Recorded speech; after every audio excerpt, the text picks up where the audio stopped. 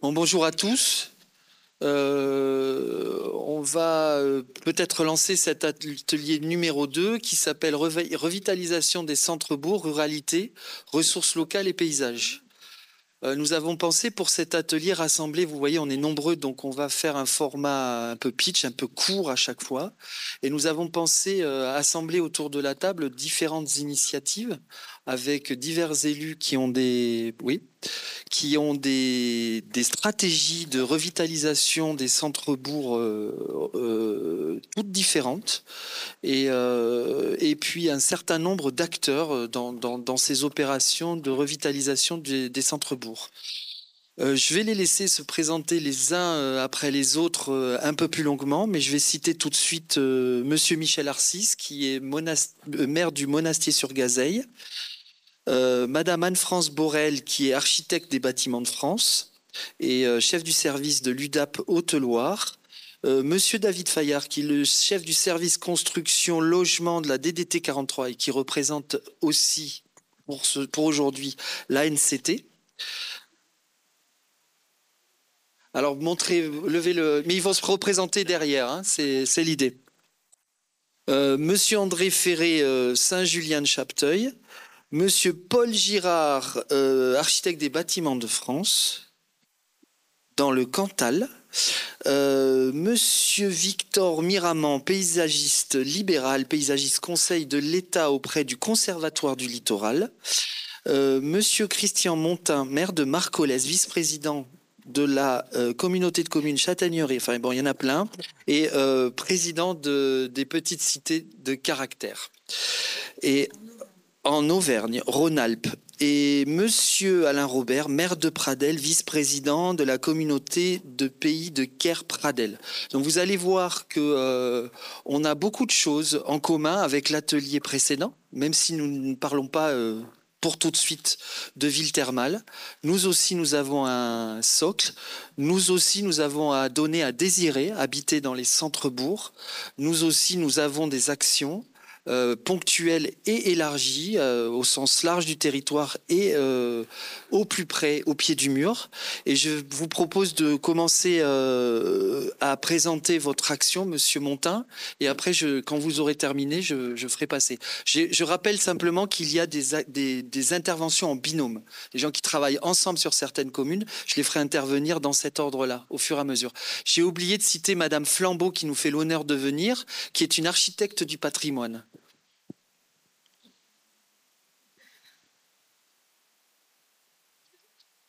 Oui, très bien, merci. Bonjour à tous. Merci de nous accueillir pour cette journée et merci pour l'idée d'associer les élus et les architectes. On a tellement de choses à faire ensemble sur ce sujet. Je suis très heureux d'être là et de vous parler de Marcollès, une commune qui évidemment me tient à cœur, comme à tous les élus ont à cœur leur commune et leur mandat. J'avais une ou deux photos, je ne sais pas si elles existent, parce que j'aime bien montrer ma commune aussi. Voilà, alors Marcollès, c'est une commune qui se trouve, c'est une commune de 600 habitants environ, qui se situe au cœur de la Châtaigneraie cantalienne, donc au sud d'Aurillac, entre Aurillac et la vallée du Lot. C'est une commune de 5289 hectares, ce qui fait un territoire rural assez important, avec un grand espace agricole et forestier, et évidemment une particularité qui est ce cœur de ville, ce centre-bourg médiéval et aussi beaucoup Renaissance. Petite cité de caractère depuis 2014. C'est par Marcollès que cette marque a été importée en Auvergne-Rhône-Alpes depuis la Bretagne où elle est née dans les années 1970. Nous sommes en train de progresser, monsieur l'architecte des Bâtiments de France, dans la définition d'un SPR. Et nous sommes également en train de finaliser un PLUI. Toutes sortes de choses qui ne vont pas forcément, qui sont pas forcément des longs fleuves tranquilles. Voilà. Je suis élu depuis 1995, c'est-à-dire au siècle dernier. Je considère que c'est quelque chose d'important parce que je pense que l'action sur la revitalisation d'un centre-bourg, c'est vraiment une action de longue haleine et que le facteur temps est un facteur essentiel. Et aussi toute la nécessité de la continuité dans le projet et de la persévérance dans l'action. Je crois que ce sont des vertus cardinales quand on travaille là-dessus. Notre projet, depuis 1995, alors, c'est d'abord de nous occuper aussi de l'espace rural, parce que dans une commune, même si on va parler aujourd'hui de revitalisation des centres-bourgs, le conseil municipal et le maire n'ont pas non plus que ça à faire. Il y a aussi un certain nombre d'autres missions, et par exemple, de faire vivre cet espace rural, de pouvoir s'occuper d'un réseau d'eau qui fait 60 km de canalisation, d'une voirie communale qui en fait autant. Voilà, ça occupe aussi. Donc ça, c'est une chose. Puis après, bien sûr, nous avons voulu mettre l'accent sur ce cœur de ville, en faire un outil d'attractivité résidentielle, mais aussi d'attractivité professionnelle, en améliorer le cadre de vie de façon à ce que notre commune puisse conserver, voire développer un petit peu sa population. Non pas que nous ayons des ambitions pharaoniques en termes de développement démographique, mais simplement pour pouvoir conserver une qualité de vie, c'est-à-dire une population suffisante pour qu'il y ait une vraie vie sociale, une vraie vie villageoise, des services, des commerces, une vie associative, voilà, toutes choses qui font... je pense, la richesse de notre commune. Voilà nos objectifs. Alors, après, qu'est-ce que nous avons fait? Les premières des choses que nous avons faites, ça a été, dans la continuité, je dois le dire aussi, de l'équipe précédente. Je ne veux pas m'attribuer des mérites qui ne sont pas les miens. D'abord, travailler sur les espaces publics. Ce que nous avions sous la main, les rues, les places du village, tous les espaces publics à valoriser, à embellir. Nous y avons travaillé dès le début. Et puis, c'est peut-être travailler aussi sur les bâtiments publics. Alors, la mairie, faire un beau bâtiment. On a la chance d'avoir aussi une très belle église, très riche. Voilà, je me suis permis de l'afficher. Et on a travaillé depuis 20 ans à l'embellissement de cette église. C'est aussi un élément de patrimoine et d'attractivité important, mais aussi de respecter quelque chose auquel les gens restent très attachés, même s'ils ne sont pas forcément à la messe tous les dimanches. D'ailleurs, ils ne pourraient pas parce qu'il n'y en a plus une tous les dimanches, mais je crois que c'est un élément important que nous ne devons pas négliger. Et puis, au-delà des espaces publics, des bâtiments publics, nous avons entrepris une politique d'acquisition, de rénovation et de revitalisation d'une grande partie du patrimoine qui était plus ou moins occupé, plus ou moins en déshérence, plus ou moins abandonné. Je crois que vous connaissez tous ça, ces grandes maisons qui, voilà, non plus les propriétaires d'autrefois sont partis, la succession a donné plus ou moins des indivisions un peu compliquées, enfin voilà, et puis il ne se passe rien. Eh bien, nous avons essayé d'avoir une politique forte là-dessus, et nous avons acquis, alors je ne sais pas combien, mais une petite quinzaine de bâtiments dans ce cœur de ville pour faire du logement locatif de qualité, et pour faire des locaux professionnels, et voilà, qui ont permis l'installation d'un certain nombre d'activités artisanales ou commerciales qui font aussi qui sont un peu notre marque de fabrique. Parmi ces rénovations, aujourd'hui, je voudrais citer juste un exemple, c'est l'Auberge de la Tour, qui est un bâtiment qui appartient à la mairie de Marcollès et qui est aussi aujourd'hui un restaurant étoilé. Donc forcément un élément d'attractivité importante. Et puis on le voit ici, quelques activités assez atypiques, comme par exemple la galoche du Cantal, le dernier atelier de galochier de France. Vous pouvez acheter des galoches, un produit de grande qualité, pas très cher, fait main. C'est peut-être pas le sujet de mon intervention. Et puis voilà, un hydromélier, on n'attendrait pas ça à Marcollès. À Pisteray, un produit extraordinaire, une qualité, enfin, un produit en bouche exceptionnel. Pas cher, en fait, tout un tas de trucs intéressants. Voilà, on en a comme ça rénové un certain nombre, on en a fait revivre beaucoup. On est sur un projet, là, cette année, l'ensemble immobilier Casal, c'est un bâti qui est construit sur l'ancien rempart à proximité de la porte de ville basse. Et voilà, on va le revitaliser pour à nouveau accueillir, faire du logement, accueillir avec des locaux qui pourront être à vocation artisanale ou commerciale, et un gîte de caractère à côté pour l'accueil touristique. Parce que pour nous, le tourisme, c'est aussi une activité à ne pas négliger, même si pour nous, ce ne sera jamais l'activité fondamentale et première de notre village. Voilà, pour aller rapidement, je dirais aussi que nous avons quelques éléments, quelques plus peut-être dans ce village. Une vie associative très riche. Peut-être que certains d'entre vous ont entendu parler du Critérium cycliste professionnel ou des Nuits de Marcollès ou du Festival des Arts de la Rue au moment du 15 août ou du marché d'art et d'artisanat qui va avoir lieu ce week-end. Comme vous ne savez pas trop quoi faire, vous pouvez venir chez nous, il n'y a aucun souci. Un réseau de chaleur bois-énergie. Je ne veux pas développer, mais c'est important. Avoir un moyen de chauffage sur les bâtiments publics, mais aussi de vente de chaleur au privé, qui est à des prix tout à fait raisonnables. C'est aussi une façon de rendre l'habitat attractif. La démarche, le label Petite Cité de Caractère. Alors, là aussi, je veux pas développer, mais c'est quelque chose d'extrêmement important et qui est un fil rouge, une continuité dans l'action municipale. Tout ce qui me semble essentiel pour conduire un tel projet, pour moi, c'est, vous l'avez compris, c'est la pérennité, la détermination dans l'action et la durée autour d'un projet qui nécessite une certaine continuité politique, alors avec les mêmes personnes ou avec d'autres, mais en tous les cas en restant sur les mêmes objectifs. Et puis un travail aussi, je crois, d'équipe.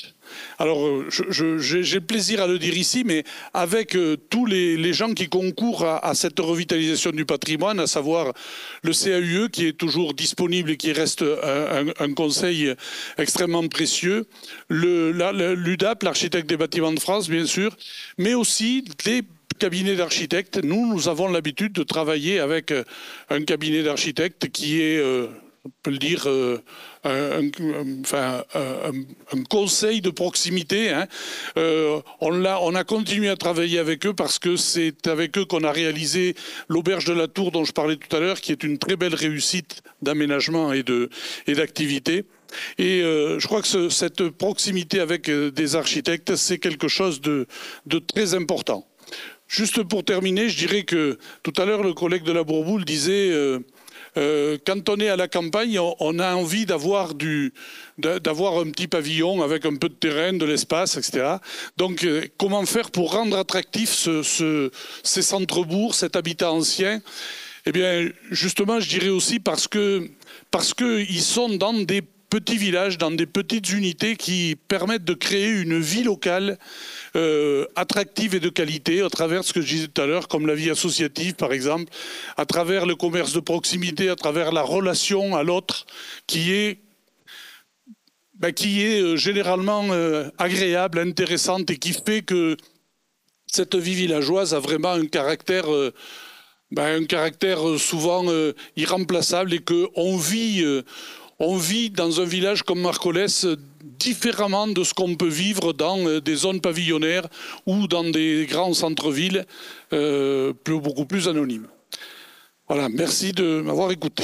Alors, Monsieur Montin, merci pour cet exposé très clair. Je crois que vous avez bien défini que vous cherchez à faire du vivre ensemble et du vivre bien ensemble. Vous partez, a priori, si on comprend bien en diagonale d'un constat général, d'un diagnostic, de quelque chose qui part à la fois, vous avez un socle, vous faites un constat à la fois social, mais aussi patrimonial, territorial, rural, quelles activités, le champ des possibles, et vous dressez manifestement des équipes, vous l'avez très bien dit. Est-ce que vous aviez, on va passer tout de suite après à la mairie de Pradelles, qui a une action dans ce sens-là. Est-ce que vous aviez vous êtes fait guider par une vision au-delà du CAUE, c'est-à-dire de regarder une vision d'ensemble, une politique. Vous l'avez dit, la durée est fondamentale. Et donc, bien définir ses objectifs. Donc, le diagnostic, la programmation à très long terme, me semble-t-il, sont absolument essentiels. Comment vous travaillez comme ça avec vos élus, vos adjoints? Vous appelez qui? En 2 minutes. Et après, je donnerai la parole à... En 2 minutes, je dirais que d'abord, enfin, ce qui me concerne, c'est clairement un engagement personnel, quoi. C'est aussi, enfin, personnel et de mon équipe municipale. C'est clairement un diagnostic, je dirais, affectif aussi, qui fait que, voilà, on avait fait le constat que ce village méritait et était un outil de développement et d'attractivité. Mais après, au-delà de ça, après, il y a de la technique et effectivement, je me souviens dans les années 2000 d'une opération qui s'appelait, je crois, je ne sais plus comment ça elle s'appelait, Cœur de village ou quelque chose comme ça, hein, qui était avec le CAUE une opération réellement de diagnostic et d'élaboration d'un programme à long, voire très long terme de revitalisation du cœur de ville. Et puis après, il y a eu aussi tout le travail de réflexion et d'échange autour de... Et moi, là, je veux dire toute l'importance de la démarche petite cité de caractère, avec une charte qui est à la fois quelque chose d'exigeant, qui place haut le curseur de la qualité, qui est aussi un guide pour construire un vrai projet municipal, qui est une feuille de route, mais sans être non plus un carcan, qui préserve toujours l'esprit des lieux, ça me paraît être fondamental, ça, et qui permet aussi d'orienter en fonction des opportunités, parce qu'il faut aussi, et j'en ai pas parlé, mais on pourra y revenir peut-être, je ne sais pas, mais la question des finances, comment on fait pour financer ce développement, et là aussi les petites cités de caractère, grâce en particulier au programme régional Villages Remarquables qui nous permet, avec les plus beaux villages de France, d'avoir des aides financières tout à fait bonifiées, exceptionnelles. Ça nous permet d'avancer. Si en plus derrière, on peut avoir du loyer, parce que je pense qu'il faut toujours essayer d'imaginer des recettes et équilibrer les opérations. Bien, lorsque ces opérations sont amorties, c'est aussi des recettes nettes pour le budget communal. Et je crois que tout à l'heure, le maire de la Bourboule parlait de capitalisme public. Ça me plaît assez comme expression. C'est un peu assez provocateur pour que ce soit intéressant.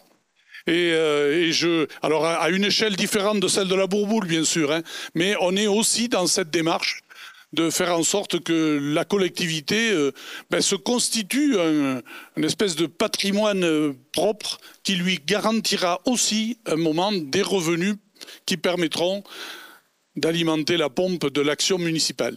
Alors merci Monsieur Montin. Donc on va maintenant, effectivement, on va parler tout à l'heure, notamment avec les différents dispositifs qui existent et avec l'intervention de Monsieur Fayard, de la finance, et aussi il faudrait essayer de parler des législations qui sont constituées en facteurs d'ordre, c'est-à-dire très verticales et qui se télescopent les unes les autres sans se regarder et sans transversalité. Et ça, c'est très important parce que vous vous y heurtez d'une manière considérable, j'en suis sûr, dans les vides thermales, comme vous. Je voudrais passer à Monsieur Robert, maire de Pradelles, et Madame Flambeau, et assisté de Madame Borel, architecte des bâtiments de France, parce que là, nous avons un village à la lisière de la Haute-Loire qui souffre de découpage administratif particulier, de déshérence aussi, hein. Et il faut absolument trouver des solutions, un bâti et un diagnostic aussi là qui a été nécessaire, et je vous laisse la parole. Allez-y. Merci, merci de nous accueillir bien sûr à la Bourboule, très heureux d'être parmi vous cet après-midi. Donc pour vous présenter assez succinctement la commune de Pradelles, c'est probablement la commune la plus au sud de l'Auvergne, puisqu'on est limitrophe Lozère et Ardèche. Donc c'est l'entrée, c'est une des portes d'Auvergne, puisqu'on rentre par la nationale 88 sur la commune de Pradelles. Vous pouvez voir que la commune, c'est moins de 600 habitants, c'est 3 fois plus en période estivale. On a quand même un tourisme assez présent sur notre petit territoire. C'est une commune rurale malgré tout, une commune rurale à 1700 hectares Donc c'est pas aussi important que ça, mais c'est pas négligeable, avec un petit domaine forestier communal, 150 hectares, qui apporte quelques recettes aussi, donc c'est pas négligeable non plus. Évidemment que nous avons subi, c'est une cité marchande sur les siècles passés, qui est devenu un village, plus beau village de France aujourd'hui, sur lequel on a beaucoup de difficultés à maintenir cette labellisation parce qu'il y a eu un manque de considération des espaces publics et de la part des habitats privés ou des propriétaires privés de leur habitat, bien qu'ils soient remarquables pour la plupart, sur la ville ancienne, ou du moins le village aujourd'hui ancien. Donc on a 9 éléments qui sont inscrits au patrimoine sur ce village même. Vous voyez que sur la prise de vue aérienne, vous avez les jardins qui sont en contrebas de ce village sur une partie assez escarpée. Notre commune, elle est labellisée, comme je vous ai dit, plus beau village de France, et on est très heureux et on considère et on souhaite le conserver. Évidemment, on travaille pour ça avec une architecte du patrimoine qui nous a accompagnés, puisqu'on était quand même mis en défaut par rapport à la commission qualité de cette association.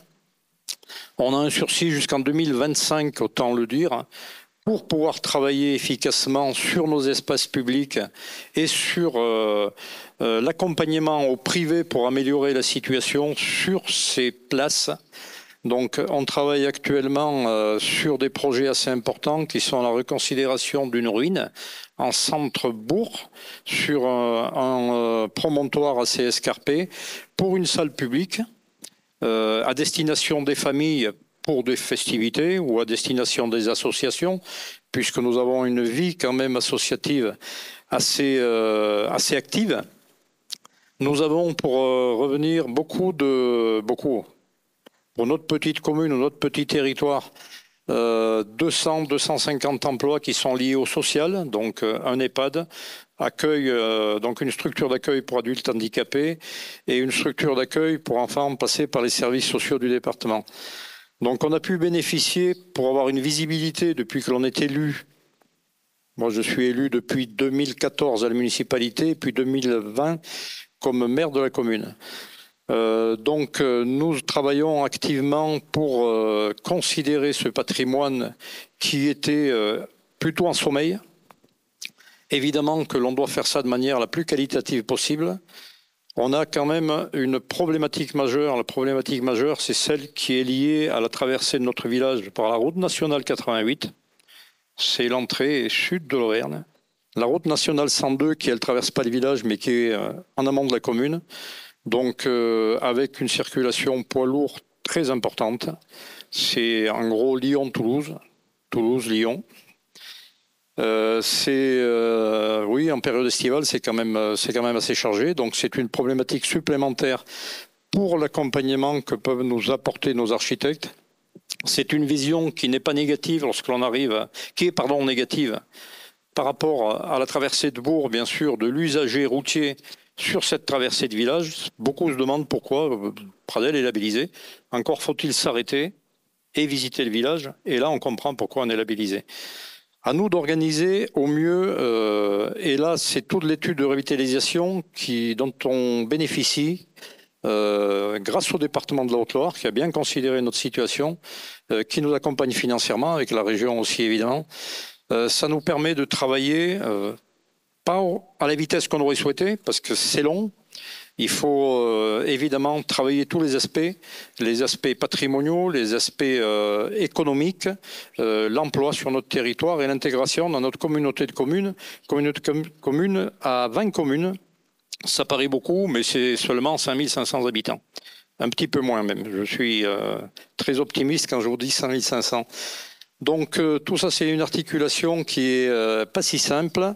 Depuis 3 ans, on essaye de gagner beaucoup de temps. Aujourd'hui, on rentre dans la phase active.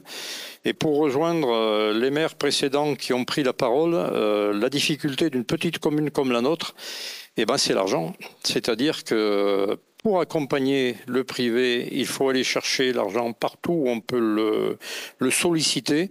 Évidemment, la région est à nos côtés, le département est à nos côtés, l'État est à notre côté, de manière active. Simplement, le reste à payer pour la commune, il faut jongler, c'est-à-dire qu'il y a des choix à faire.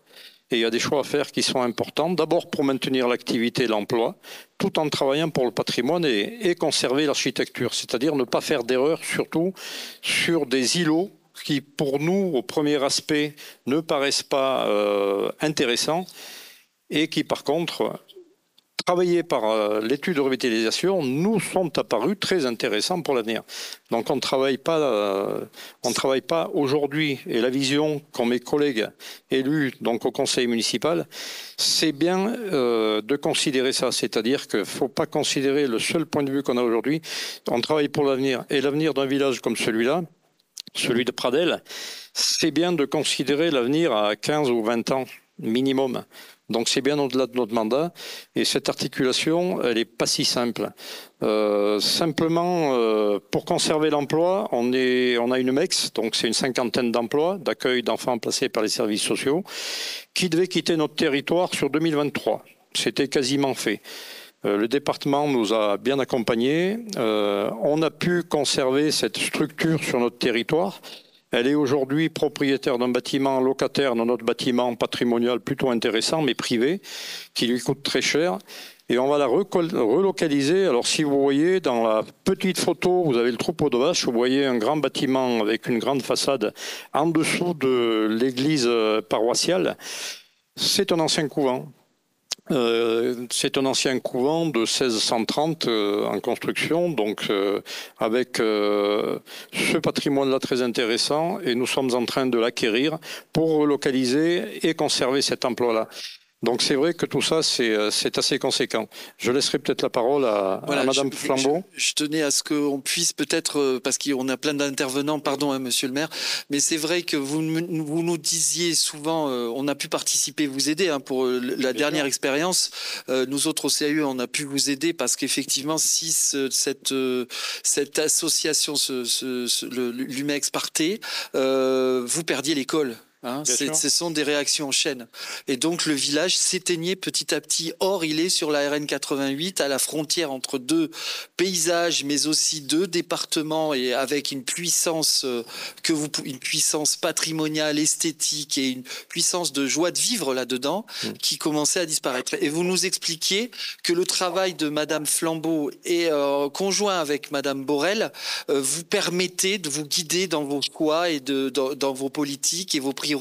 Alors j'aimerais bien laisser parler. Je suis désolé, Madame Flambeau, il faut que ce soit un peu rapide. Je suis désolé. Voilà. Et pourtant. Oui, mais il faut qu'elle le fasse. Et c'est sûr.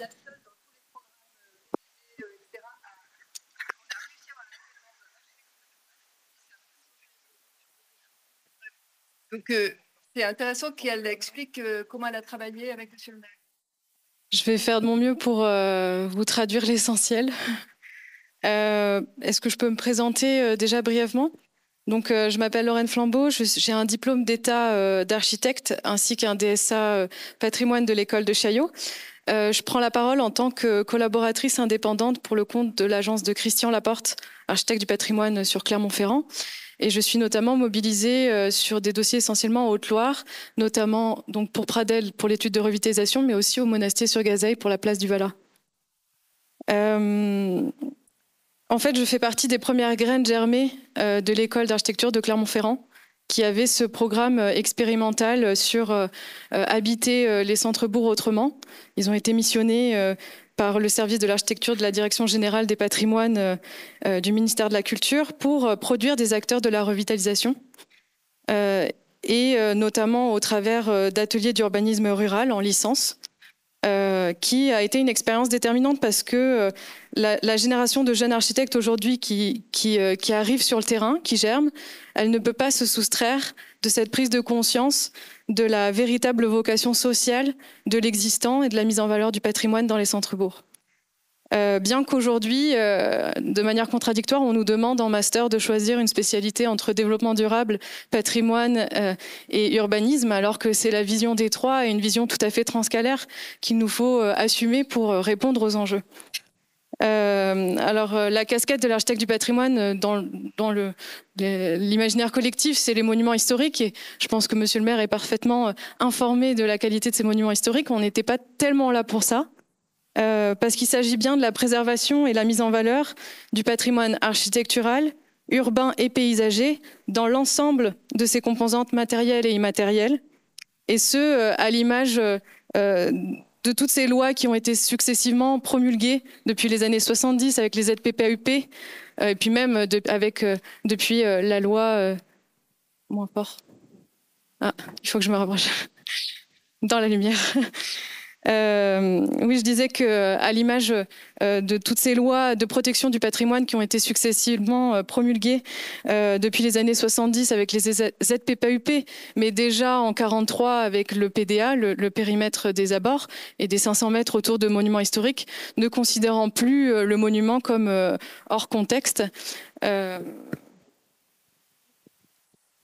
À l'image de l'évolution de notre sensibilité pour le patrimoine et de la mutation même de la notion de patrimoine. Il s'agit avant tout, à Pradelles, de préserver une intelligence savante dans l'organisation de la ville et de sa relation au territoire environnant, parce qu'elle répondait anciennement aux besoins du quotidien et aux aspirations d'une société aujourd'hui révolue, et qui pourtant permettait une vie en autonomie, en autosuffisance, et duquel on pourrait s'enrichir comme support de développement pour réinventer les modes d'habiter en centre-bourg et les petites villes de demain, et améliorer ainsi le cadre de vie des habitants, notamment sachant qu'on rentre dans un monde a priori aux énergies contraintes. On s'inscrit finalement dans la même logique d'adaptation au milieu que les générations passées, et ce, dans un certain continuum. Rappeler que c'est un travail pluridisciplinaire. La casquette de l'architecte du patrimoine, il a un rôle spécifique dans les études de revitalisation, mais c'est des compétences tout à fait complémentaires. Ce qui va apporter, c'est de pouvoir, dans un premier temps, identifier ce qui a de la valeur, évaluer le péril de cette valeur, et dans un troisième temps, engager sa préservation et sa mise en valeur. Le tout, c'est de très clairement discerner ce qui est signifiant dans la transmission d'un récit commun dont on est le garant. Alors, il y a une grande exigence dans la pratique, une déontologie forte, parce qu'on se doit de respecter la vérité archéologique, on se doit de ne pas nuire au monument, la notion de co-visibilité, et pour ça, on travaille sous la tutelle des institutions de l'État, de la DRAC et de l'UDAP, pour s'assurer que le contrôle scientifique et technique, pour s'assurer qu'on est à la hauteur de ces enjeux de transmission. Je dois boucler. Oui, pour Pradelles. En fait, la première question qu'on s'est posée à Pradelles, c'est quelles sont les spécificités de ce bourg qui le différencient de tous les autres. Il a fallu remonter aux origines de l'édification de la ville et des intentions et des axes structurants de la ville, et de donner à voir le bourg d'une perspective tout à fait différente. En fait, on n'a pas du tout parlé de monuments historiques. Et la commune a joué le jeu et a été très ouverte d'esprit pour accueillir ce nouveau regard. Ils ont accepté d'être bousculés en fait dans la vision qu'ils avaient de ce bourg qu'ils connaissent parfaitement. Et de se rendre compte en fait de tous les dysfonctionnements de l'espace public et de tous ces points de rupture qui sont arrivés avec la société moderne, l'arrivée de la voiture, les rehaussements de chaussées, la gestion des eaux pluviales, plein d'aspects techniques qui font qu'un bourg change, et surtout cette notion de voie de percée, la route nationale en l'occurrence à Pradelles, a fait qu'on entre dans la ville dans des parcours, des cheminements absolument différents, avec des séquences spatiales différentes de l'ancien. Et en fait, la richesse de tous ces cadrages et de toutes ces perspectives en ville paraissent absolument inhibées. Et donc, tout le travail de la revitalisation, c'était de rétablir le sens originel de la ville, de rétablir sa vocation d'accueil sur cette voie Régordane, et c'est l'hôpital routier. Bon, c'est frustrant de ne pas vous faire part des conclusions du diagnostic, mais... Je vous promets qu'on fera une conférence rien que pour vous bientôt. Je suis désolé, c'est vraiment c'est un peu drastique. En tout cas, vous avez, dans quelques semaines, l'ensemble de l'étude sera publié sur le site de la commune, donc vous pourrez prendre connaissance du fond et des questions du pourquoi et ce qui fait sens dans cette étude de revitalisation. Alors bon, là on a bien compris l'importance d'un diagnostic, mais pas seulement patrimonial, transversal, avec beaucoup et puis une ouverture d'esprit sur l'appel et en collaboration avec sur l'appel d'une collectivité et en collaboration, vous avez dit sous la tutelle mais il y avait tout un tas d'autres acteurs et tout un tas de gens qui interviennent aussi. Mais c'est vrai que vous êtes à l'origine d'une forme de cartographie nouvelle, projetée au sens projetation, dans un avenir d'aujourd'hui à au moins une trentaine d'années. On va passer à Monsieur Arcis, s'il en est d'accord, puisqu'il a travaillé avec vous. Allez-y, dites. J'aurais voulu rajouter un dernier point, souligner qu'en fait, l'étude de revitalisation de Pradelles, c'est une des rares où la compétence patrimoine est demandée. Dans les études de revitalisation, c'est pas demandé. Et il y a un véritable enjeu parce qu'on arrive avec des outils exigeants d'analyse typomorphologique qu'on nous transmet à l'école de Chaillot. Et voilà, souligner qu'il y a un véritable enjeu à intégrer les acteurs, cette expertise patrimoniale dans les équipes pluridisciplinaires. Merci, Lorraine. J'avais préparé un petit diaporama. D'abord, bonjour à tous. Donc, Michel Arcis, mairie du Monastier sur Gazeille.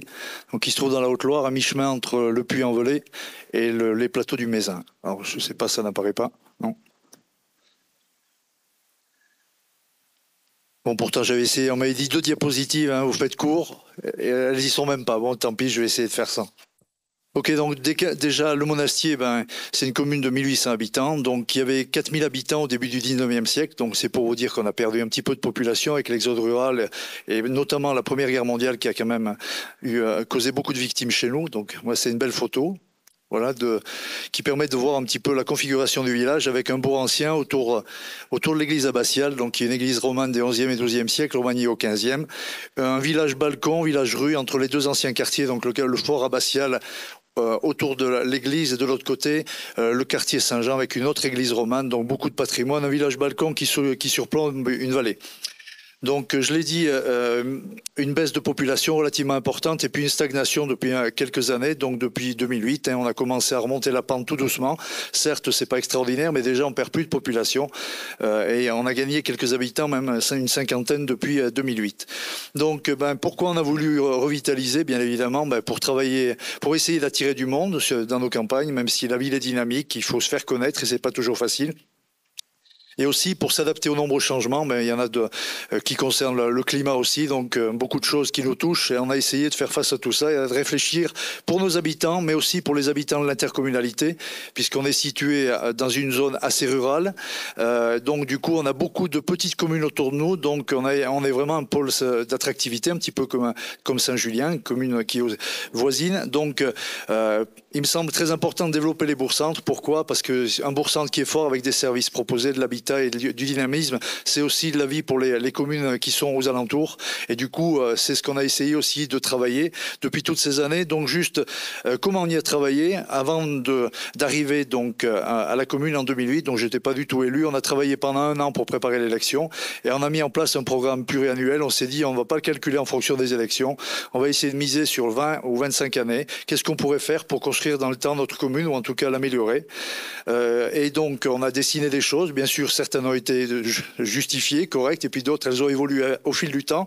On a travaillé notamment sur la mise en place de pôles structurants, avec donc autour du pôle historique de l'abbatiale, vous avez un grand bâtiment qui était autrefois la mairie. On a déménagé la mairie, donc dans la douleur, je ne vous le cache pas, ce ne fut pas facile. Et on en a fait un pôle culturel, on a fait un pôle administratif. Peut-être m'approcher sera plus simple. Ici, donc la mairie avec un pôle santé et un pôle jeunesse et ensuite un pôle sportif. Donc encore une fois, essayer de restructurer l'intégralité du village avec aussi la volonté, bien sûr, de réaménager la rue centrale. On avait une rue centrale très étroite. On a mis en place un double sens. On a mis en place, pardon, un sens unique. Là aussi, je vous laisse imaginer, ça a été très difficile de faire accepter la chose. C'est encore compliqué parfois, mais malgré tout, ça passe un petit peu mieux. Et tout ça pour arriver à remodeler complètement la rue centrale. Et surtout, on a travaillé sur notre centre historique. On a décidé de faire du patrimoine, qui est très important, vous l'avez compris, avec une église abbatiale, j'en ai parlé, du 11e, 12e. Une deuxième église romane, et ensuite ces grands bâtiments qu'on appelle les bâtiments conventuels, qui sont un pôle culturel aujourd'hui. On a misé sur le patrimoine en disant que ça pouvait être un vecteur de développement, et force est de constater que ça marche, parce qu'on a un tourisme qui se développe autour du patrimoine. Vous l'avez dit tout à l'heure, Monsieur Andron, on est aussi le point de départ du chemin de Stevenson, qui nous amène entre 10 et 15 000 randonneurs chaque année, mais aussi on a un tourisme important, encore une fois, autour du patrimoine.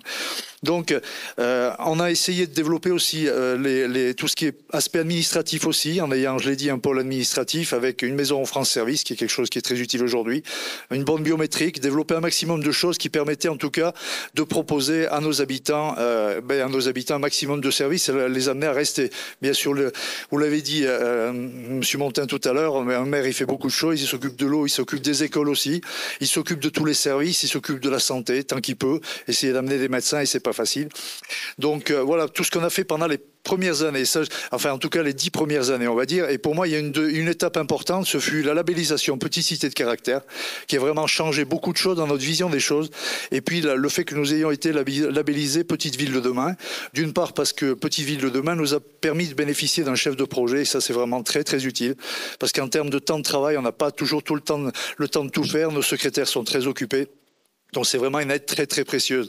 Donc pour nous, ce changement et surtout avoir été aussi retenu dans le cadre du projet de revitalisation lancé par le département, ça a vraiment changé les choses pour nous, encore une fois, parce qu'on a travaillé sur des thématiques qui étaient différentes. On avait travaillé sur l'aménagement des espaces urbains, et Dieu sait que c'est important parce que ça permet de stimuler les gens, de les amener à investir aussi, parce que quand un espace est aménagé, eh ben on a plus envie de retaper une maison. Donc à partir de cette revitalisation, j'ai bientôt fini. Rassurez-vous, Monsieur Andron, ce ne sera pas très long. Donc, on a vraiment changé les choses. On a aussi décidé de s'attaquer aux questions d'urbanisme. C'est vrai qu'on avait été un petit peu laxiste jusqu'alors, parce qu'encore une fois, on est très occupé, on n'a pas le temps forcément de tout faire. On a voulu essayer de faire respecter les prescriptions du SDAP, bien évidemment. Donc, du coup, ça n'a pas été facile, parce que parfois, ça vous amène à vous fâcher avec vos voisins, avec votre famille, parfois aussi. Mais force est de constater, malgré tout, que dans la discussion, on est arrivé à trouver des solutions. Madame Borel, je tiens à le souligner parce que ce partenariat vraiment nous a amené à décoller un petit peu. Encore une fois, dans la douleur parfois, mais ça permet aussi d'arriver à maintenir la qualité de nos bourgs, à maintenir la qualité de nos patrimoines et à travailler dans le bon sens. Même si parfois on a des difficultés à faire comprendre aux gens pourquoi on le fait. Après, quand ils revendent leur maison et qu'ils voient qu'elles ont pris de la valeur aussi, ils se rendent compte que c'est pas forcément une mauvaise chose. Alors c'est vrai que financièrement parfois, et c'est là où c'est plus délicat, pour certaines familles c'est un petit peu difficile quand on est en difficulté, qu'il faut mettre des fenêtres en bois, alors qu'on pourrait les mettre en PVC blanc, c'est sûr que ça pose des questions. Mais malgré tout, on arrive quand même à discuter et à trouver des solutions ponctuelles. Donc, pour revenir à Petite Ville de demain et aux petites cités de caractère, la réalisation du diagnostic qui a été fait vraiment nous a changé notre vision des choses. Je dois dire que personnellement, j'étais très sceptique quant à son intérêt. Je serai honnête, hein, en disant toujours, on est là depuis longtemps, qu'on est quand même bien à la ville, on y tourne depuis longtemps, donc qu'est-ce qu'on va nous apporter de nouveau? Et je dois reconnaître que je me suis beaucoup trompé, vraiment trompé, et que l'éclairage a été complètement nouveau. Quant à l'aménagement du bourg, notamment avec l'utilisation d'une voie qui est dans la partie supérieure qu'on ne voit pas, enfin qu'on a un petit peu du mal à distinguer, comment réaménager et relier le bourg ancien, qui est la partie la plus importante du bourg, avec les lotissements qui ont été aménagés dans les années 70. On avait une coupure un petit peu à l'image de Pradelles entre le bas et le haut. Donc le diagnostic nous a amené à travailler sur cet aspect-là qu'on n'avait pas du tout analysé. On a travaillé aussi sur le stationnement. On a acquis des maisons comme vous à Marcollès, pas forcément pour aménager des logements, mais pour détruire en accord avec le SDAP Bien évidemment. Non, mais dans des lieux, attention, dans des lieux stratégiques, pas dans le cœur, pas des endroits qui étaient gênants. Et on a réfléchi aussi donc à la question du stationnement. Je l'ai dit, du commerce aussi. Et on a implanté, donc, on a acheté une maison, par contre, et avec un bail amphithéotique. Donc, on a acquis la maison et on le loue à un groupe des porteurs de projets avec un magasin qui va ouvrir bientôt. Donc, ça a permis de sauver un projet avec 5 porteurs de projets qui n'auraient pas pu aboutir parce qu'ils n'avaient pas les moyens de le faire. Enfin, donc du coup, je termine. On travaille sur la question de l'habitat aussi, avec donc la DDT, M. Fayard, avec la définition d'une ORT qui va nous permettre de travailler sur des îlots tests. Un premier îlot qu'on avait défini et sur lequel on a fait le projet que je viens d'évoquer, avec le bail amphithéotique et l'acquisition de la maison avec un commerce et des bureaux à l'étage. Et ensuite, donc, des logements à l'avenir, parce qu'aménager dans un bourg-centre qui est relativement étroit, avec des maisons qu'on appelle un petit peu des quilles, qui sont très en hauteur, très étroites aussi, c'est pas facile. Donc il faudra là aussi réfléchir à des solutions qui soient adaptées aux réalités d'aujourd'hui, où les gens effectivement veulent une terrasse, veulent parfois un jardin, et bon, en centre-ville c'est compliqué, veulent aussi du stationnement. Donc quelles solutions on peut proposer? Donc pour conclure, Monsieur Andron, j'en ai fini cette fois-ci. Je pense un petit peu à l'image de M. Montin, que seul le temps long permet d'avancer sur ce type de projet. Ça prend tellement de temps. Il y a des démarches administratives qui sont compliquées souvent, beaucoup de choses qui se recoupent. L'aspect financier, vous l'avez dit aussi. On n'a pas des finances extensibles, on essaie de trouver des solutions, mais elles ne sont pas toujours faciles. Donc il faut une stratégie claire, globale et multithématique, parce que tout se recoupe, de l'énergie à l'eau, etc., à l'habitat, au commerce, tout se recoupe. Ensuite, les efforts de la collectivité, je l'ai dit tout à l'heure, incitent les particuliers à investir, ça c'est sûr. Quand on refait, en tout cas de notre expérience, les gens auront envie de restaurer, auront envie de retaper s'ils voient qu'il y a des efforts conséquents et s'ils voient qu'encore une fois, il y a une ligne directrice qui est claire. En tout cas, c'est mon avis. Ensuite, l'implication des citoyens dans ce projet de revitalisation, là aussi à laquelle je ne croyais pas, a été positive, dans le sens où le comité de revitalisation, animé par des citoyens, a permis de déboucher sur des idées auxquelles on n'avait pas pensé. Comme quoi, on en découvre tous les jours, et heureusement. Et c'est une façon aussi d'impliquer les citoyens quand ils sont partie prenante et quand ils sont prêts à la discussion, parce que c'est pas toujours facile non plus. Ensuite, la nécessité de travailler avec des professionnels. Vous l'avez dit tout à l'heure, on a parlé des architectes du patrimoine, c'est capital. Alors, architectes en général, je dirais, parce que là, ils ont le savoir. On discute bien évidemment. Nos visions des choses évoluent aussi. Je prendrai juste le projet d'aménagement du centre historique qu'on a conduit avec le SDAP, avec M. Laporte aussi. Sa vision a aussi évolué dans le sens où la crise climatique a explosé, même si on en avait conscience, elle a explosé. On a modifié tous nos projets pour justement tenir compte du réchauffement climatique, en supprimant les surfaces imperméabilisées, en tenant compte du traitement des eaux pluviales, en végétalisant au maximum. Donc, ces discussions aussi permettent de faire avancer collectivement les choses, je trouve en tout cas. Donc ça a été vraiment très très positif. En tout cas pour nous, ça a été une très belle expérience qui continue du reste. Et voilà, je voulais dire que c'était encore une fois très important de s'associer aux professionnels et d'élargir les partenariats avec tous les services de l'État aussi. Merci pour votre performance, Monsieur Arcis. Donc on voit bien qu'on est sur un socle avec des enjeux différents. Chaque village, chaque ville a son contexte et vous trouvez vos outils, les recours, les équipes. Moi je dirais plutôt pluridisciplinaires parce qu'il y a effectivement les archis du patrimoine, mais on peut avoir des paysagistes, on peut avoir des agronomes, on peut avoir des hydrogéologues dans toutes ces tables de réunion et de travail. Je crois que c'est fondamental d'imaginer qu'on planifie sur 20-25 ans avec plein de cerveaux différents et qu'il faut qu'on se mette autour des tables pour en discuter. Je vous propose qu'on poursuive. Non ? Oui ? Vas-y. Je voulais juste dire que le cerveau principal, c'est quand même le maire. Et que ensuite, avec la confiance qu'il a même si parfois vous êtes à l'orée d'une aventure parce que ça paraît insurmontable, et d'aller à l'école chez Monsieur Montin. Ça, j'invite les maires de la Haute-Loire à le faire parce que ça fait 30 ans qu'ils font ce travail et vous verrez avec quelle force tranquille ils ont avancé. Les rosiers de Monsieur Montin, qu'il a mis sur chaque façade et qui va tailler, qu'il faut que c'est une roseraie dans le village entier, et la fierté de ces villageois qu'il a réussi à redonner, à fédérer, parce qu'il avait une vraie vision et qu'il y a toujours cru. Voilà. Et donc c'est pour ça que aussi le label vous aide, parce que entre élus, vous êtes en face des mêmes montagnes et que vous y arrivez en fait. Vous voyez, et à ce moment-là, une fois que vous avez cette volonté, vous trouverez les personnes qui vous aideront. Voilà. D'autant plus que les questions sont récurrentes. C'est toujours les mêmes contraintes. Moi, je mettrai un peu mon grain de sel un peu plus tard. Je pense que juste ce sont pour des dire choses qui se qu'ils ressemblent mais qui sont chaque fois différentes. s'inspirent entre eux et une solution mise en œuvre quelque part est réplicable. Oui, on est d'accord, mais il faut faire attention à la standardisation. Il y a un certain nombre de choses. On en reparlera peut-être plus tard. Je trouvais important aussi, surtout la standardisation de l'ingénierie. Il faut faire très attention à ce type d'introduction-là, qui va amener une standardisation de l'ingénierie et qui va donner des formules toutes faites et qui va finalement déconseiller les maires. Je ne parle pas pour vous, mais je parle du danger qu'on a pour à côté. C'est bien entendu, ici, on a un peu de l'exception, mais il faut faire attention dans notre discours de sensibilisation. Je voudrais faire parler monsieur Ferré, que j'appelle Bécard depuis ce matin, je suis désolé, parce que encore une commune très particulière, un socle très particulier et un dynamisme de son conseil municipal et de lui-même, une personne très en vie et qui fait vivre et qui amène de l'associatif, qui bénéficie de gros avantages. Il va vous l'expliquer.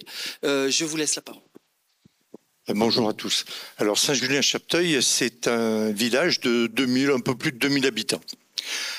Alors la particularité, c'est que géographiquement, nous sommes placés à 15 km du Puy, 15-20 km du Puy, et à 10 km d'Issingeaux, 70 km de Saint-Étienne et 140 km de Lyon. Ce qui veut dire, c'est qu'on a beaucoup de personnes qui souhaitent revenir dans le milieu rural et on se trouve dans une situation un peu compliquée parce que dans ce centre-bourg autour de l'église, on a des petits îlots, des bâtiments qui appartiennent à des particuliers et depuis des années, on essaie de travailler pour acheter ces bâtiments en collaboration avec toutes les équipes, le département, le CAUE, l'État, ainsi de suite.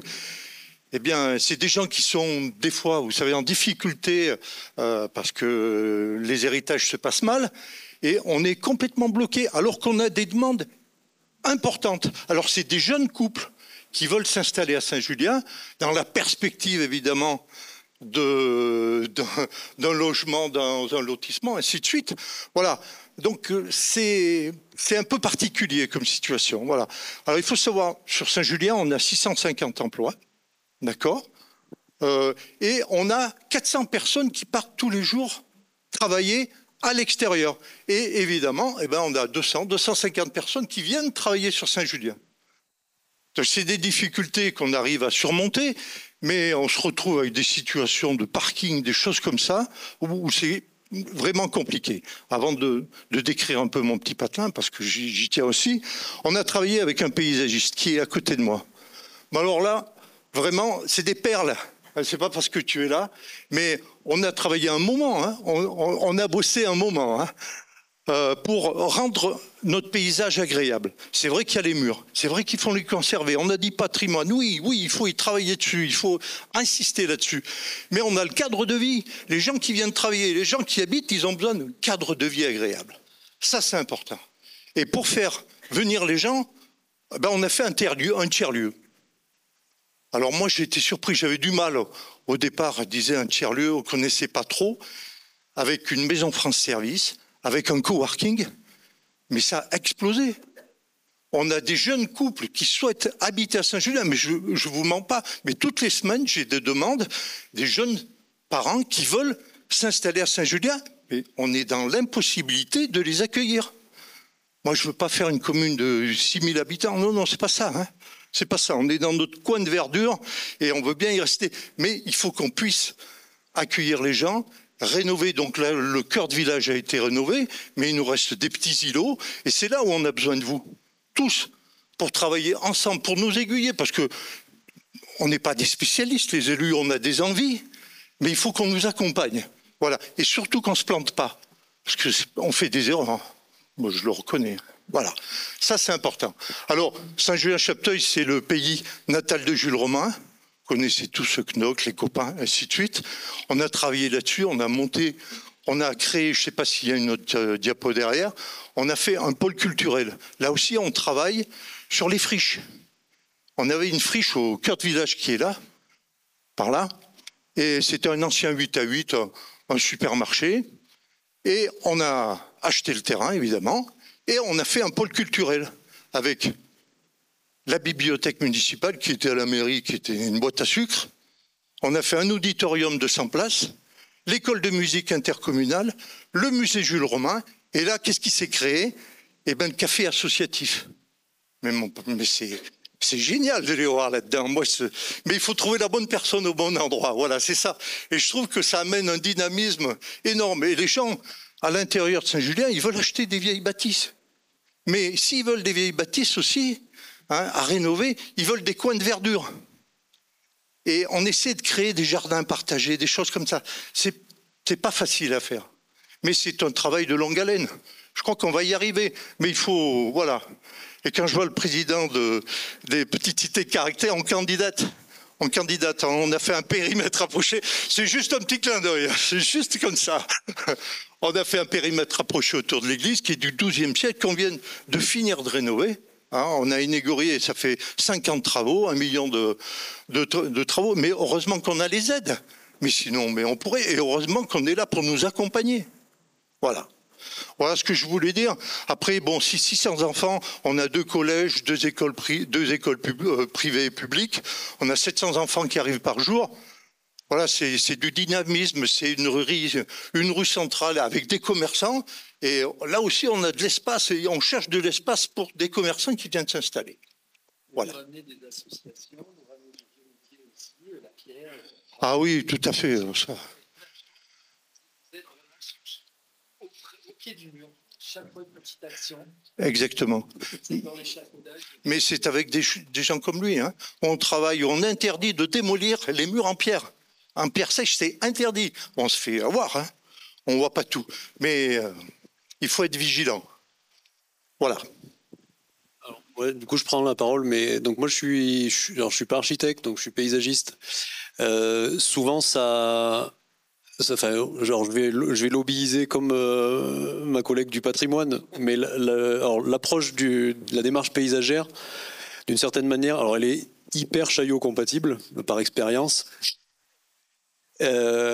Et donc, à la base, elle est architecto-compatible. Et François l'a pas dit tout à l'heure, mais il le pensait. C'est qu'au-delà de la cité thermale, il y a la relation entre la cité thermale et le grand paysage. Je veux dire, qu'est-ce que le thermalisme sans excursion? Qu'est-ce que la Bourboule sans le lac de Guéry, enfin, ou le Mont d'Or et le lac de Guéry? Voilà. Donc c'est cette articulation-là. Et donc, alors peut-être que la cité thermale, avec le cadrage 19e et les grands élans d'urbanisme est beaucoup plus structuré que l'approche du projet communal de Saint-Julien-Chapteuil. Pour autant, quand on va à Saint-Julien-Chapteuil, c'est ça qui est intéressant, c'est que, alors il n'y a pas de grand plan stratégique, mais il y a une équipe municipale qui a une vision. Et qui a une vision, alors ça rejoint beaucoup ce que disait monsieur Montin de Marcolès, c'est que cette vision, elle est transmise. Enfin, en tout cas, c'est mon interprétation. Peut-être que je raconte des bêtises, peut-être que je fantasme, mais elle est transmise, et elle est transmise sur du temps long. Et du coup, l'approche paysagère ou patrimoniale, ou architecturale, elle a à se saisir de ça, à la comprendre. Et ensuite, après, j'allais dire, c'est facile. Alors, il nous dit, oui, c'est la perle, machin. En fait, c'est facile quand on a cet élan-là. Et c'est vrai que dans ce sens-là, Petite Cité de Caractère invite à une méthode, invite à accrocher un fil rouge et puis à s'y tenir. Bon an, mal an. On entend bien que, on est entrechoqué par des règlements climatiques, on est entrechoqué par des réalités aussi économiques. Nous, on l'a bien vu sur l'aménagement de la rue Chaussade, c'est-à-dire qu'on se concentre sur l'aménagement d'espaces publics, parce que c'est entre guillemets aussi facile pour une collectivité de se mobiliser sur ces espaces publics, c'est même son rôle.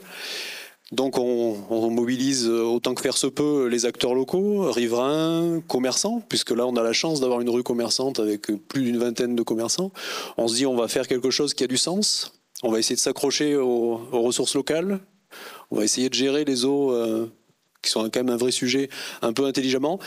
On va essayer d'apporter un peu de végétal dans ce monde de brut. Et bon, on essaye d'y arriver. Et en tout cas, ça rejoint cet enthousiasme qu'on peut mettre. Et là où je voulais en venir, moi, peut-être, et je m'arrêterai là pour pas être beaucoup plus long, mais c'est que l'architecte, potentiellement le paysagiste, l'architecte du patrimoine, mais en tout cas le professionnel. Alors peut-être que certains d'entre vous sont des architectes internationaux et rayonnent sur des territoires qui me dépassent.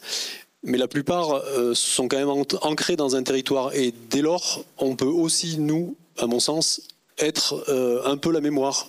Parce que des fois, c'est monsieur le maire, mais des fois, ça peut aussi être le professionnel. Parce que, mine de rien, alors moi, je ne suis pas non plus hyper âgé, mais, ouais, quoique, on arrive à presque rafraîchir la mémoire de certains partenaires, acteurs locaux, parce que, ah oui, mais vous vous souvenez, il y a 10 ans, on avait réfléchi, alors c'était peut-être pas tout à fait à la même échelle, c'était peut-être pas sur ces sujets-là, mais c'était pas sot, et on pourrait peut-être relancer la machine, ou se réorienter, ou, et du coup, je rejoins vraiment le temps long. Et aussi, le fait d'être ancré territorialement, c'est peut-être petit à petit aussi une connaissance fine des paysages dans lesquels on vient mettre les pieds. Donc une capacité d'extirper, j'allais dire, la substantifique moelle pour construire des projets contemporain et innovant, mais respectant cette réalité-là. Et je pense que, bon, alors là, on est dans le Mégale, et c'est singulier, mais on pourrait dire la même chose de la vallée de la Dordogne à Bourboule, de Saint-Nectaire, voilà, de plein de tous les endroits de la région. Et donc, voilà, bien mettre à profit alors cette profession d'architecte, acteur ressources du territoire, et de ses partenaires, paysagistes, entre autres. Oui, acteurs du cadre de vie. Et les architectes font partie de ces acteurs-là. Mais en fait, il faut le prendre au sens large et c'est très important de resituer tout cela. Les architectes sont là, bien sûr, mais il y en a plein d'autres. Je l'ai dit tout à l'heure, la pluridisciplinarité, c'est très important. Je voudrais donner la parole à monsieur l'architecte des bâtiments de France. J'ai perdu votre nom tout à l'heure. Je vais commencer par David, si vous voulez bien, en lui demandant d'aller vite. Si tu peux, les politiques de l'État, les instruments qui sont à disposition, ils ont tous recours à cette recherche-là. Ça nous a semblé très important parce que les services comme ceux de Monsieur Fayard, DDT et représentant la NCT, ils sont auprès de ces collectivités-là, de ces gens qui y pensent. Souvent, on est un petit peu séparés les uns des autres, on essaye de remettre du lien. C'est très important là aussi de faire des tours de table et de se retrousser les manches ensemble. Bonjour à tous, pour commencer, merci pour votre accueil. Si je vais très très vite, Eric, la question qu'on s'est posée, c'est concrètement comment on finance l'intervention sur les îlots d'habitat dégradés. Parce qu'on peut penser, échafauder beaucoup de choses. À un moment donné, la question qui se pose aux élus, c'est comment on finance. Et si je vais très très vite, pour dire comment, on a mené en Haute-Loire une démarche collective qui nous aide à voir comment ensemble on va capter des crédits qui existent, mais qui sont méconnus, qui sont abondants, mais qui sont objectivement difficiles à aller chercher. Je veux parler des crédits de l'ANA, de l'Agence nationale d'amélioration de l'habitat, pour travailler sur la résorption et ou le traitement de l'habitat insalubre. Voilà, j'ai fini. On parlera donc pas des fonds verts ni de la transition, mais tout un tas d'autres choses. Ça sera pour un autre moment. Je vous laisse. Vous avez le micro. Oui.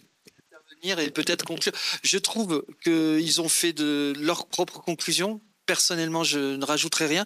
Je voulais remercier aussi Anne qui a monté l'atelier avec moi. J'ai oublié de la présenter. Elle est architecte et représentante de l'ordre.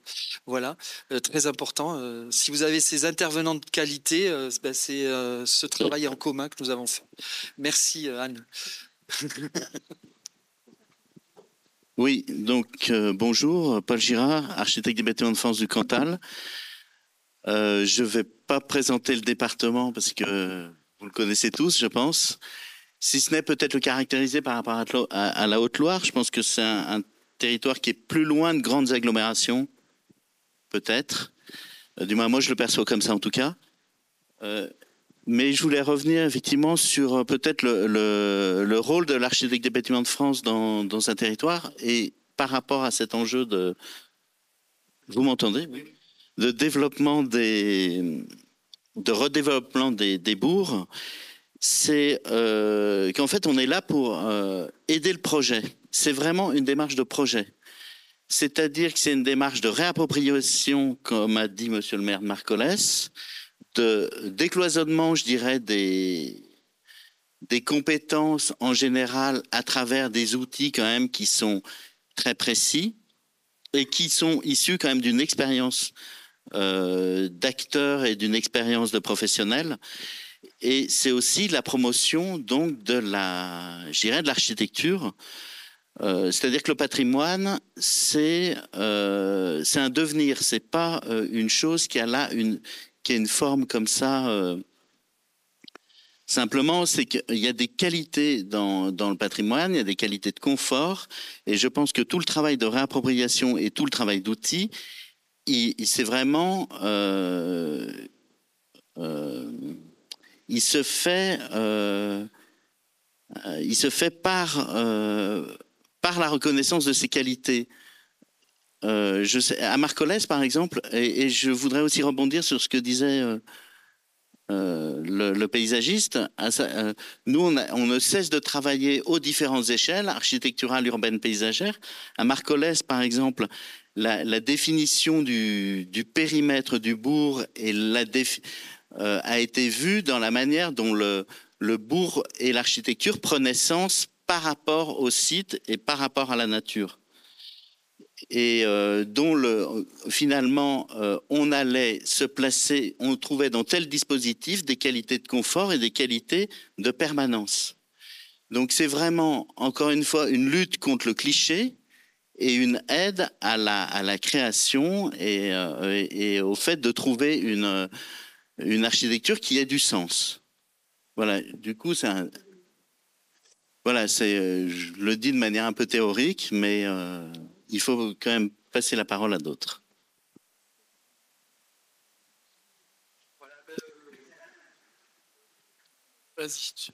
C'est ouvert là. Merci pour vos témoignages. On a tous pris, je pense, beaucoup de plaisir à vous écouter. On a des sujets à la fois divers et à la fois des choses qui convergent forcément vers des mêmes problématiques et des mêmes solutions à trouver. Et moi, juste ce que je retiendrai avec une question qu'on a souvent, c'est pour revitaliser nos centres-bourgs, comment faire habiter les gens en centre-bourg, sachant qu'ils viennent à la campagne et que ce n'est pas pour vivre en appartement, donc un sujet qu'on a évoqué au départ. Et je suis très contente de repartir avec éventuellement une solution possible. C'est celle de réinvestir l'espace public et de dire les gens, ils habitent en appartement, mais finalement, ils s'en fichent parce qu'ils vivent dans la rue, ils vivent dans les espaces publics, en aménageant en priorité les espaces publics partagés et qui finalement remplacent bien une terrasse ou un jardin. Oui, en fait, c'est vrai qu'on a parlé beaucoup d'horizontalité dans le premier groupe. Moi, j'y crois pas du tout. C'est-à-dire, je pense qu'on est fortement... on nous balance des images d'horizontalité à travers cette ville à 3 vitesses ou cette ville de pavillons. Et je pense que, justement, il y a une ville verticale qui est une ville rurale verticale où le jardin se trouve à distance du domicile et qu'en fait, il y a des qualités de ville et des qualités de dispositifs qu'on ne sait plus voir. Une ville, elle prend du sens dès le moment... à mon avis, une qualité de ville, c'est quand votre appartement, vous reconnaissez les qualités d'une ville dès le moment où elle donne différents lieux d'appréciation du paysage. C'est-à-dire quand vous pouvez passer de votre appartement qui est peut-être au bas d'une ville, mais vous pouvez monter un peu plus haut et 10 minutes plus haut, contempler la ville dans le paysage et finalement avoir différentes temporalités et surtout partager les choses. Voilà la lecture que j'ai. Je voudrais juste souligner une chose. La Haute-Loire, le pays des coups d'air, des jardins partagés. Effectivement, moi je vous rejoins totalement. Il y a la civilisation rurale de l'avant-pétrole qui fonctionnait sur d'autres modèles qu'il faut travailler, redigérer et reproduire dans nos centres-bourgs. Je suis assez d'accord. Et je trouve aussi assez dangereux, et c'est pas polémique, ce mot d'horizontalité aujourd'hui. En tout cas pour nous, pour notre problématique à nous, très localisée. Hein, je crois qu'il faut toujours rester ancré dans le territoire, comme disait Victor tout à l'heure. Il faut faire attention à chacun des mots et à chacune des portées de ces mots sur les 30 années qui viennent. C'est bon. S'il y a des questions.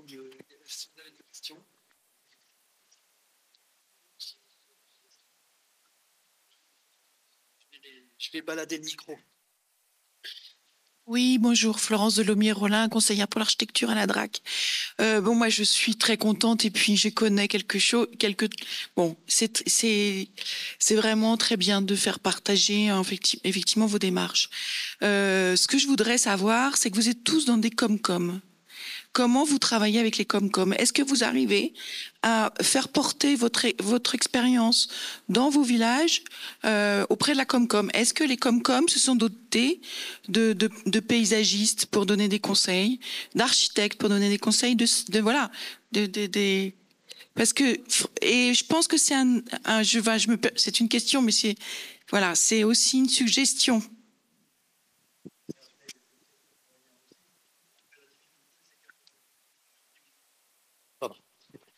Il y a aussi une question de moyens. On nous a obligés avec le rapprochement, les fusions de communes en 2017 à prendre un agent urbaniste parce qu'on dépassait les 10 000 habitants. C'est un coût pour la collectivité. Il n'y a pas forcément les recettes en face. Donc du coup, chaque fois que vous allez avoir un conseiller un peu plus technique que vous allez embaucher ou missionner, je ne sais pas, sera un coût forcément pour la collectivité. Nous, on le fait plutôt de façon individuelle. Et après, on a une telle diversité, en tout cas pour notre communauté de communes, c'est peut-être pas pareil partout. Il y a 2 ou 3 gros bourgs-centres, un petit peu comme les nôtres, et puis il y a beaucoup de toutes petites communes. Donc les problématiques sont vraiment différentes. On a déjà monté un PLUI ensemble, ça n'a pas été toujours facile. Ce que vous avez tous dit, c'est que, en fait, votre territoire, il a été mis en lecture et en valeur par justement ce rapport d'un architecte, même si je considère qu'un paysagiste est un architecte, hein. Un architecte et un maire, et qu'en fait cette démarche, elle pourrait être portée au niveau de l'interco, quoi. Nous, on est convaincus de la chose. Enfin, je pense que tous on l'est. Après, est-ce que tout le monde l'est? C'est plus difficile. Alors après, ça marche ou pas, ça? Oui? Non? Pas bien. Tiens. Après, alors, pour la profession, là, moi, j'ai une casquette d'indépendant, mais je suis aussi paysagiste conseil de l'État. Ça fait partie des professionnels, architectes ou paysagistes conseil de l'État, qui sont mis à disposition des collectivités, sur tous les départements, sur toute la région. Donc, c'est une ressource compétente à mobiliser. Les CAUE sont une ressource et compétence à mobiliser. Alors les CAUE, ils ont l'avantage de l'ancrage territorial plus long et peut-être plus fort. Mais en tout cas, pour moi, c'est vraiment des interlocuteurs importants. Alors, d'autant plus, et là je parle plutôt strictement paysagiste, nous, les paysagistes, on n'est vraiment pas nombreux sur l'ancienne région Auvergne. Et donc il y a un vrai défaut de professionnels. Et donc ça c'est aussi un gros problème inhérent à notre profession. On est très peu connus des maires, bien moins d'ailleurs que les architectes. Et donc c'est là où les architectes, à mon sens, ont un rôle à jouer. C'est qu'ils sont peut-être plus présents sur les territoires et donc ils ont d'une certaine manière une mission de relais à porter en direction peut-être d'autres professions aussi spécifiques. Mais ça c'est le lot des métiers généralistes. Comme un médecin généraliste va vous orienter vers des spécialistes. Oui, moi je voudrais revenir sur certains points qui ont été faits. Moi, je suis un ancien élu adjoint au maire en urbanisme et donc j'ai quelques expériences en la matière. Et je pense que c'est pas du ressort donc des collectivités d'être propriétaires de foncier systématiquement. Je pense qu'il faut se limiter. Qu'on soit les animateurs pour pouvoir monter des opérations pour montrer comment on peut restaurer un bâtiment, tout à fait d'accord. Mais on a quand même des outils qui existent, comme par exemple les baux amphithéotiques avec les opérateurs HLM, qui permettent, comme ça a été dit, de pouvoir aider des propriétaires bailleurs de conditions modestes pour pouvoir faire donc des opérations. Ces gens-là restent propriétaires donc effectivement de leurs biens. Donc sur 20 ans, sur 25 ans, je ne sais pas combien, enfin tout dépend donc du bail, mais à ce niveau-là, de toute façon, il y a des possibilités qui existent. Et puis bon, il a été évoqué tout à l'heure avec le représentant de l'État, de l'ANA, il y a quand même des opérations intéressantes qui sont faites avec l'État, des OPARU, des choses comme ça qui existent. Hein. Voilà. Est-ce que je peux... Oui. Est-ce que je peux vous demander pourquoi vous pensez que c'est gênant que la collectivité soit propriétaire du foncier ? Mais...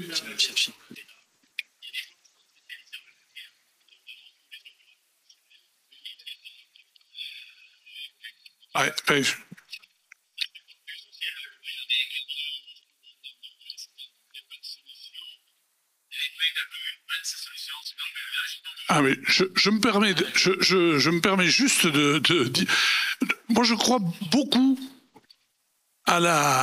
au contraire à cette possibilité qui ouvre à mon sens beaucoup de portes et de possibilités pour la collectivité.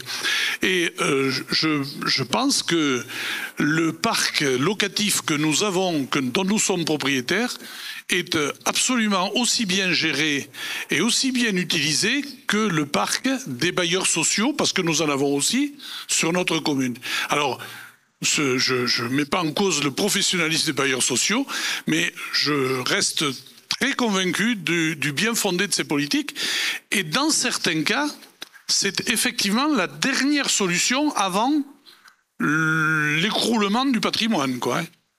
Parce que l'office HLM ou Polygone dira pas racheter l'immeuble machin dans le centre-bourg de Marcollès. Enfin, pas comme ça, systématiquement et a priori. Après, il y a d'autres solutions avec établissement public foncier, avec d'autres choses, mais je pense que ça peut marcher aussi.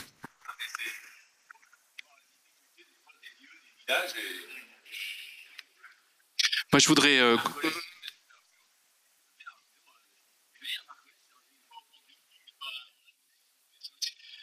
Moi, je voudrais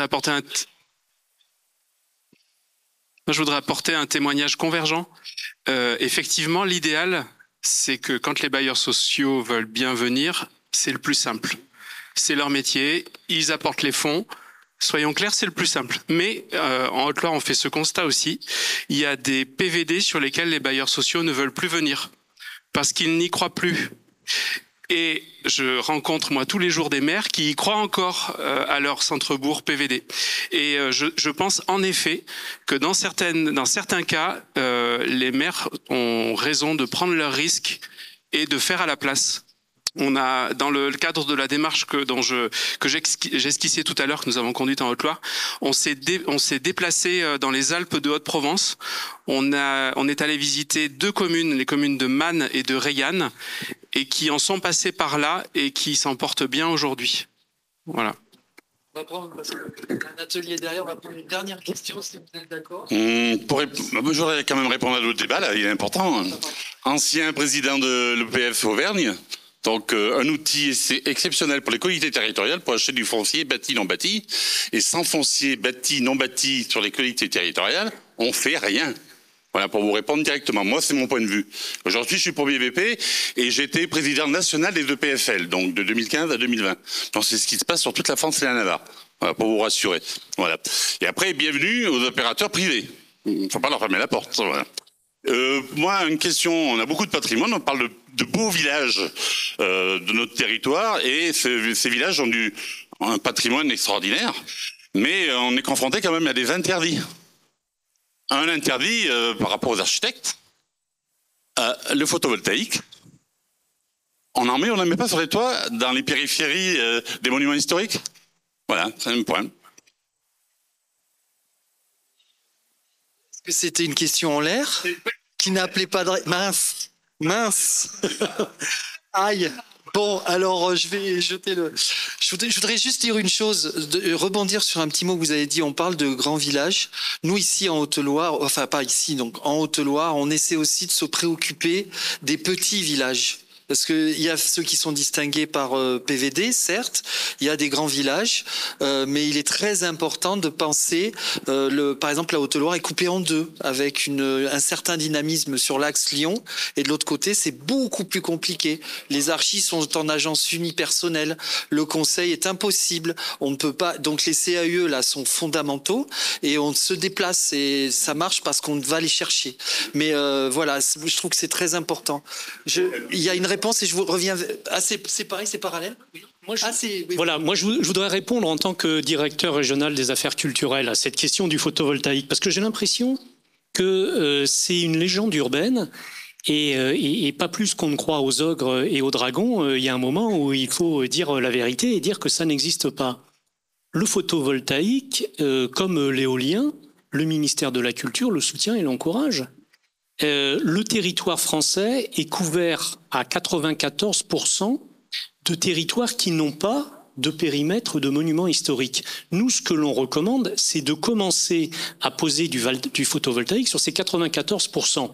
Et puis, quand on n'aura plus de surface, pour autant qu'on ait encore des besoins, on vient de se demander si il est indispensable de mettre du photovoltaïque sur un des monuments historiques protégés qui, en général, attirent nos touristes. Moi, je parle, voilà. Alors, les abords, c'est 6% du territoire, donc 94% disponibles. Sur l'éolien, j'entends souvent dire on n'a pas pu faire de l'éolien parce que l'ABF ne voulait pas. Franchement, je ne comprends pas. Et je demande à ce que l'on me transmette de tels dossiers. Je ne sais pas si vous avez déjà vu une éolienne. On en voit, même dans cette région. C'est énorme. Le périmètre de la vie conforme des ABF, c'est 500 mètres, on l'a dit. Moi, je n'ai jamais vu quelqu'un déposer un dossier à 500 mètres, à moins de 500 mètres d'un monument historique. Ça n'empêche pas cette rumeur de circuler, de dire on n'a pas pu faire de l'éolien parce que l'ABF ne voulait pas. L'avis conforme, ça veut dire ce que ça veut dire, c'est-à-dire qu'il s'oppose. C'est le périmètre des 500 mètres. Moi, je n'ai jamais vu et je demande à voir, comme on voit le dossier, un dossier d'une éolienne qui serait dans le périmètre des 500 mètres. Donc voilà, quand j'entends ce genre de sujet, moi, je me permets de réagir et je dis, parlons-en, regardons dans le détail et regardons le champ des possibles. Avec l'Adréal, d'ailleurs, nous, on porte des propositions en disant, mais des champs de photovoltaïque, il faudrait les imposer dans les PLU, messieurs les maires. Il faudrait qu'il y ait des surfaces qui soient dédiées à l'installation du photovoltaïque et qu'on en fasse plein, mais qu'en priorité, on les fasse sur les 94% qui sont en dehors, effectivement, de ces périmètres. Merci de votre réponse. Voilà, on ferme. Je sens que la table ronde va être intense et animée, ça me réjouit et ça montre d'autant plus que l'intérêt de ces tables rondes, ces rencontres, parce qu'on se rend compte que vous avez une problématique, vous avez une réaction et chaque département, chaque commune a sa particularité.